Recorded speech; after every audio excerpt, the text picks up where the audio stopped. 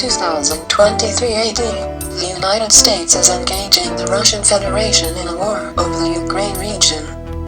Tensions have reached dangerous heights, and nuclear action has been threatened in the wake of continuing aggression.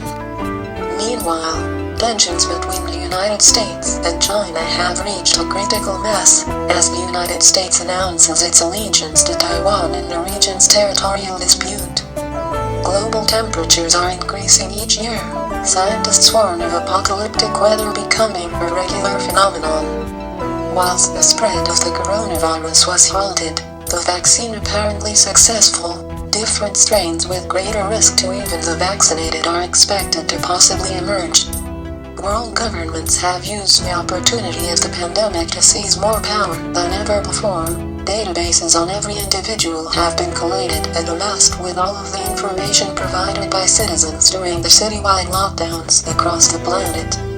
Domestic tensions in the United States are becoming cause for widespread civil unrest. Mass shootings, organized protests and police brutality are sweeping the nation.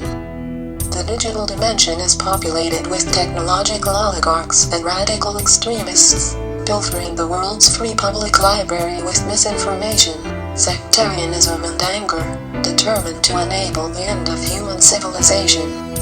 Citizens of the world, younger generations of the planet, have no choice, no motivation, but to browse the vast internet sands for answers, for vestiges of lost cultures, vanquished times and a higher enlightenment.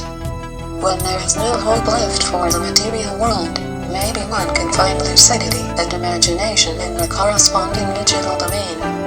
It is the year 2023, and in response to the ruination of the physical, material world, humanity continued its migration toward the proposed digital utopia.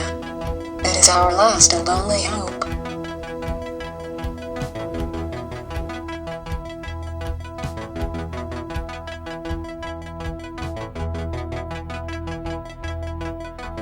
But we still might be better off than the world featured in Umberto Lenzi's 1975 Polichiteschi Manhunt.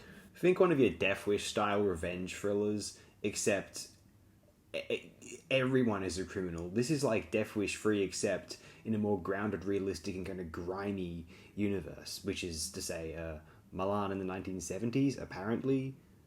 At times, this feels like a fascistic propaganda film. Seriously, this is cooked. It isn't like, Paul Kersey, who becomes a, proficient, arm shot, and then he can just mow down criminals. Like, this guy, our protagonist in this film, portrayed by Henry Silva, at no point does he become this kind of indestructible. He's always just this vulnerable, angry man who, he can, at one point he's able to beat up someone who's stolen a radio out of a car, and then that's his kind of big moment until he really kind of breaks closer toward the end of the film, but let's not go there, I suppose. If you don't intend to take this film seriously, feel free to watch it with the dub. It may help.